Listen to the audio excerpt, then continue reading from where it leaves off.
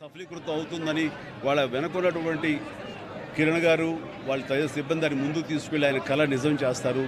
ఆయన ఆయన ఆయన అది జరుగుతున్న ఇది అందరూ ఆయనలో ఒక గంభీరమైన వ్యక్తిని చూస్తుంటారు. కానీ నేను ఆయనలో ఒక చిన్న పిల్లవాడిని, ఒక పసిపిల్లవాడిని కూడా నేను చూడడం జరిగింది.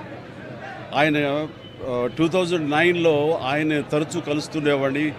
ప్రజారాజ్యం పార్టీకి సంబంధించినటువంటి ఆయన సలహాలు సంప్రదింపుల పుస్తకం.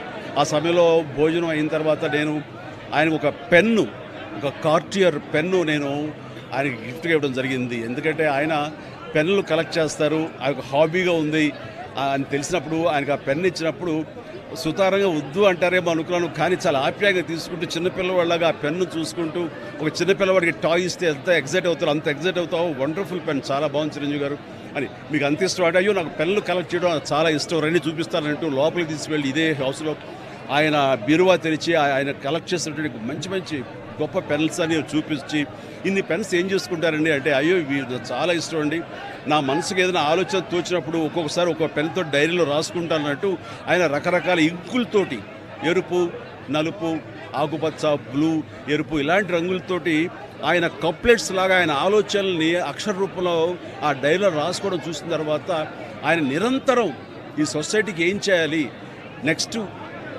ఎలాగా అటు ప్రతిదీ ఆయన ఆలోచనల్ని అక్షర రూపంలో పెట్టుకుంటూ ఉంటుంటారు. ఆయన అలాగా నిరంతరం ఈ సొసైటీ గురించి తన నిబద్ధతలో ఆయన ఏర్పరచుకున్న కొన్ని ఆశయాల్ని వాటిని సిద్ధించడం కోసం, వాటిని ఆశయాలు నెరవేర్చుకోవడం కోసం ఆయన చేసే ప్రయత్నాలు అవి అంతా ఇంత కాదు. ఆ రకంగా ఆయనలో ఆ రోజున అంత అబ్బురపడిపోయినటువంటి ఆ చిన్న పసి బాలును కూడా నేను చూడగలిగాను. ఇట్లా ఈ రోజున ఆయన లేరు మనకు అన్నది ఒక తీరని లోటు. ఇది ఆయనకి, ఆయన కుటుంబానికే కాదు, యావత్ తెలుగు జాతికే ఒక పెద్దని కోల్పోయారు, గొప్ప వ్యక్తిని కోల్పోయారు, ఒక మహాశక్తిని కోల్పోయాం మనందరం. ఈ సందర్భంగా ఆయన ఎక్కడున్నా సరే ఆ స్వర్గంలో ఉంటారు, మన దరిదాపులోనే ఉంటారు, మన దగ్గరే ఉంటారు, మనకు తోడుగా ఉంటారు.